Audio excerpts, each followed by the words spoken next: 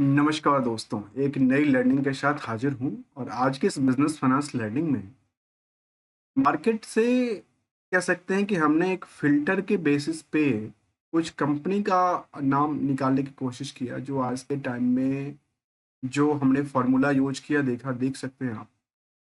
यहाँ पे उसका ग्रोथ रेट जो है उस पे हमने चर्चा नहीं किया है, केवल प्राइस रेट को लेकर चर्चा किया कि वो चाहे वो डेमार्क 50 डे हो, डेमार्क 200 डे हो, उससे ज़्यादा बेटर परफॉर्मेंस करते रहना चाहिए। इसके लिस्ट में हमारे सामने एक कंपनी निकल के आती है जिस पे आज हम चर्चा करने की कोशिश करेंगे। लिस्ट तो काफ़ी बड़ी थी।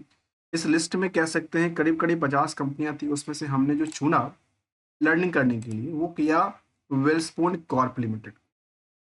इसके पीछे की वजह को समझिए पहले, क्योंकि हमने जब किसी कंपनी को लेकर के चर्चा करने की कोशिश करते हैं, वहाँ पे ये देखते हैं कि आखिर इनमें कंपनी का जो ग्रोथ रेट है, फाइनेंशियल परफॉर्मेंस जो पुराना है, वो क्या है, कहाँ तक है और कहाँ पे आज के टाइम में स्थिरता बना पा रही है कि नहीं पा रही। यदि हम वेलस्पून कॉर्प कॉर्प की बात करें, तो जो कंपनी की वेबसाइट्स पे चलें और समझने की कोशिश करते हैं, तो आखिर इनकी बिज़नेस मॉडल कैसा है, बिज़नेस मॉडल क्या कहती है।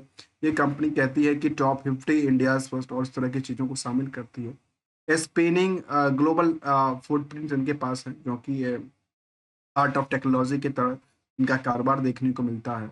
इसके अलावा इनकी प्रोडक्टिविटी रेंज की यदि बात करेंगे, तो काफ़ी सारी चीज़ शामिल करता है, जहाँ पे इनकी प्रोडक्टिविटी रेंज में चाहे ग्लोबल फुटप्रिंट की बात किया जाए, अलग-अलग कंट्री में इनका कारोबार है। अलग-अलग कंट्री चाहे यूएसए हो, चाहे वो या फिर वो कनाडा हो, इस कंट्री में इनका कारोबार है।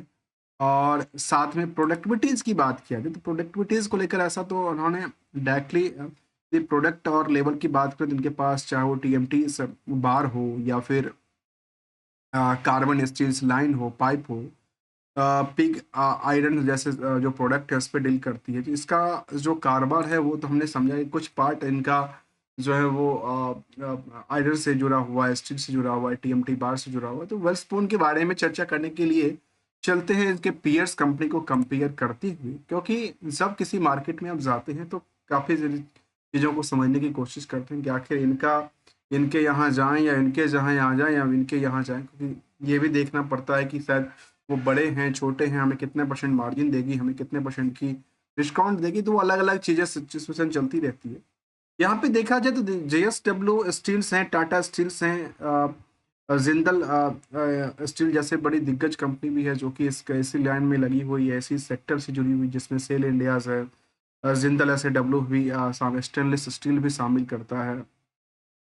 उसमें वेलस्पून का भी नाम भी है। तो यदि बाकी पूरे के पूरे चेन्स के कंपेयर किया जाए, तो देखा गया कि इनका जो फिलहाल मार्केट के ट्रेंड हैं प्राइसिंग को लेकर, पे रेशियो को लेकर, वो छोटा-सा पार्ट्स है जो कि 15 मल्टीपल में देखा गया। जबकि इनके जो बड़ी दिग्गज कंपनी जिसमें कि जेएसडब्ल्यू स्टील और टाटा स्टील जैसी बड़ी कंपनियाँ, उनकी अर्निंग के यदि अर्निंग ₹1 कर रही है तो कहीं पे 58 लोगों का भीड़ है, कहीं पे 74 लोगों का भीड़ है, कहीं पे 65 लोगों का भीड़ है। तो इस हिसाब से भीड़ का आंकड़ा बढ़ती देखी गई। तो यहाँ पे अभी उतनी ज़्यादा भीड़ नहीं है, केवल 15 मल्टीपल में देखा गया। डेट टू इक्विटी को लेकर देखा जाए तो काफ़ी बड़ा नंबर भी नहीं है, छोटा-सा नंबर है। कंपैरिज़न इसको टाटा स्टील और जेएसडब्ल्यू स्टील से करते हैं तो हमने चुनने के प्रति जो रीज़न था वो हमने चार्ट से लिया था और चार्ट में हमने ये देखने की कोशिश किया था कि मार्केट में ये स्थिरता कहाँ पे बना रही है। दोस्तों आप हमेशा कहता हूँ कि हम जो चार्ट यहाँ पे दिखा रहे हैं ना, ये आपको कोई टेक्निकल एनालिसिस की बात बिल्कुल नहीं कर रहा, ना कोई टेक्निकल टारगेट की बात कर रहा हूँ। ओनली ऑन द ट्रेंड की बात करने की कोशिश करता हूँ और ट्रेंड जो है इसका फिलहाल की सिचुएशन में जो हमने यूज करके देखा फ़िल्टर्ड के माध्यम से, जो आखिर 250 डे मार्क से ऊपर करंट मार्केट की प्राइस होना चाहिए और 200 डे से बेटर परफॉर्मेंसेबल होना चाहिए। उसके लिस्ट में ये मिला तो हमने सोचा चलिए समझने की कोशिश करते हैं कंपनी को। तो पीयर्स से जब कंपेयर किया जाए तो हमने को करंट मार्केट की प्राइस को यदि बुक वैल्यू से कंपेयर किया जाए तो करीब 300 साढ़े 300% के आसपास रैली क्रिएट करता है। तो वहीं इंट्रिंसिक वैल्यू से बहुत ज़्यादा भीड़ तो नहीं लगा, लेकिन 125% बढ़ चुका है।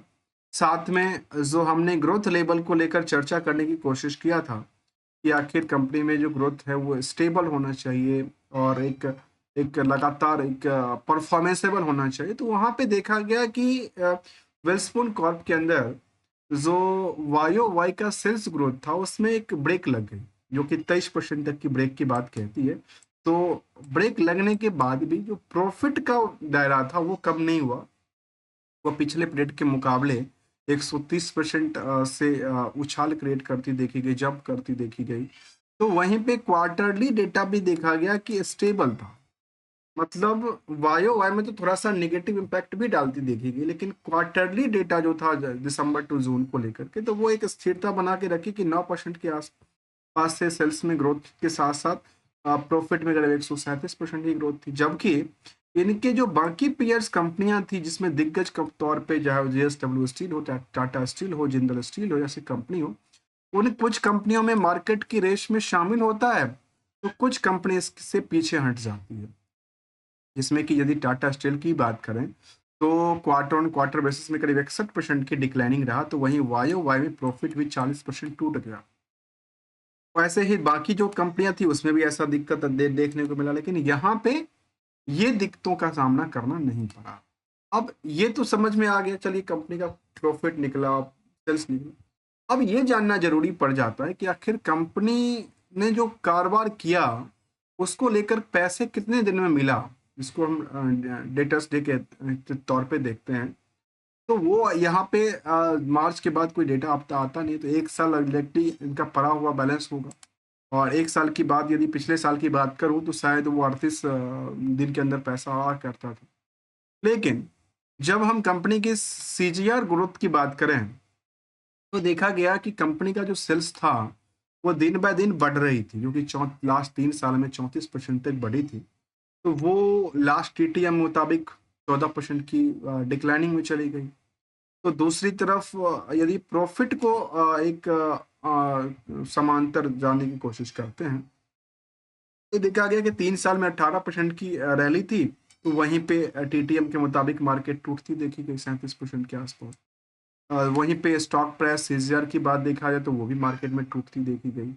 रिटर्न ऑन इक्विटी को लेकर देखा जाए तो नियरली मार्केट में एक जो ग्रोथ लेवल था वो स्टेबल भी था और एक सस्टेनेबल भी देखने को मिलता था। मतलब कुछ पहलू इनके पक्ष में था तो कुछ पहलू इनके विपक्ष में, जिसको हम कहते हैं कि स्ट्रॉन्ग और वीकनेस की सिचुएशन कहते हैं ना, SWOT जो हम लोग एक फार्मूला यूज करते हैं उसके हिसाब से देखा जाए, या फिर आप इनको रिस्क और रिवार्ड के एक्सपेक्टेशन के बेसिस पे देखा जाए, अलग अलग तरह की कहानियां होती है। लेकिन इसमें फिलहाल जो देखा जाए तो हमने ये देखा, जहाँ तक इस कंपनी में रिस्क ऑफ जो शेयर होल्डिंग पैटर्न था उसमें देखा गया कि जो FI की होल्डिंग थी, DI की होल्डिंग थी, वो लगातार बनी पड़ी देखी गई। सोचिए जहाँ DI के पास करीब 11% की होल्डिंग थी, वो इस सिचुएशन में दिसंबर वाले पीरियड में सोचिए 9% से ज्यादा खरीदारी किया। क्या किया? 9% से ज्यादा खरीदारी किया, जबकि प्रमोटर के पास 50% थी। और जो FI की बात करें तो FI के पास भी करीब करीब वही 11% के आसपास होल्डिंग पड़ी थी। लेकिन जो आम निवेशकों के पास जो होल्डिंग थी, आम शेयर होल्डर के पास जो करीब 20% 26% की होल्डिंग थी, उसमें से सोचिए DII ने जम के खरीदारी किया और इसने अपनी मार्केट में धाक जमाई वहां पे। और मार्केट की जो बढ़ने के पीछे रीजन होगा ना, वो शायद यही सेंटिमेंट क्रिएट कर रहा होगा कि यहाँ तो बड़े जो बिग बुल्स हैं वो अपनी जो पोजीशन है वो लगातार बना रहे हैं। टोटल यहाँ पे करीब कह सकते हैं कि वही 1 लाख 1.25 लाख के आसपास share holding number of share holder है कंपनी में।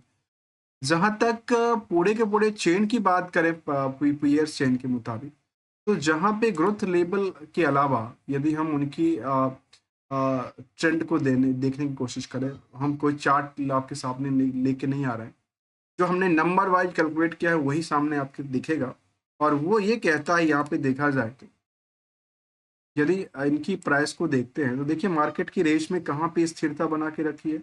यदि 52 वीक की बात करें, जो हायर टू हायर साइड की बात करें, तो JSW केवल 1% टूटा है। वहीं टाटा स्टील जैसे दिग्गज कंपनी करीब 16% टूट चुका। तो चाहे वो चाहे वो जिंदल स्टील हो, चाहे वो जो ट्यूब इन्वेस्टमेंट जैसी कंपनी शामिल हो, तो यहाँ पे यदि हम वेलस्पून कॉर्प की बात करें तो 52 वीक के हाई पोजीशंस के मुताबिक मार्केट केवल 3% डिप पे कारोबार करती पाई गई है। तो इसके अलावा यदि हम इसकी उनकी उनको वो जानने की कोशिश करें जो आखिर कंपनी में रिस्क और रिवार्ड की क्या वैल्यूशंस हैं, एक्सपेक्टेशंस हैं, तो रिस्क बहुत ज़्यादा नहीं दर्ज करती है, रिवार्ड की जो एक्सपेक्टेशन है काफ़ी ज़्यादा दर्ज करती है। और रिसेंटली की बात करें तो हमने चार्ट लेवल पे पहले देखा और कहा कि हम कोई टेक्निकल एनालिसिस नहीं कर रहे हैं, आपको टेक्निकल टारगेट नहीं दे रहे हैं कि आप स्टॉक को खरीदो या बेचो या रखो, क्योंकि हम अक्सर कहता हूँ कि मनी इज़ एवरीथिंग। यदि आप सेव करेंगे, सिक्योर करेंगे तो शायद वो कल के लिए अच्छे काम भी आ सकते हैं। तो और एक आदत और डालने की ज़रूरत होती है, तभी तो मार्केट में लोग खरीदते भी हैं, बेचते भी हैं। जो मार्केट में हमेशा अवेयरनेस के साथ रहना चाहिए, मार्केट की हमेशा, और कुछ अच्छे प्रोडक्ट लें तो शायद वो आप लंबे समय तक घर में स्टोर करके रख सकते हैं, अदरवाइज वो घर में भी नुकसानदायी बन जाता है, तो फिर या तो कैपिटल नुकसान हो जाती है या फिर एसएल के साथ उसको अपनी कैपिटल को बचाना पड़ता है। तो ये स्वाभाविक सी बात है, सबकी अपनी अपनी डिमांड है, सबकी अपनी अपनी एक्सपेक्टेशन है, सबकी अपनी अपनी कह सकते हैं कि रिस्क फैक्टर है, तो किसी की अपनी अपनी रिस्क के प्रति जो एक्सपेक्टेशन है, रिस्क जो कह सकते हैं कि रिस्क के प्रति जो अवेटेड टाइम है वो अलग अलग अलग हो सकता है। मिलेंगे कुछ नई पॉइंट के साथ, न्यू स्ट्रेटजी के साथ, न्यू फिल्टर के साथ, न्यू फार्मूला के साथ। तब तक के लिए thanks for the joining us दोस्तों। तो आज हमने डिस्कस किया, हमने मार्केट की फिल्टर की बेसिस पे जो आज के टाइम में मार्केट में स्थिरता बनाती हुई कौन सी कंपनी थी जिनका थोड़ा सा फंडामेंटली में स्ट्रांगनेस भी हो, और जो दिन ब दिन कारोबार करती है वो भी एक कारोबार भी बेटर हो, डिमांड भी बेटर होना चाहिए। मिलेंगे कुछ नई पॉइंट के साथ, न्यू स्ट्रेटजी के साथ। तब तक के लिए thanks for the joining us दोस्तों।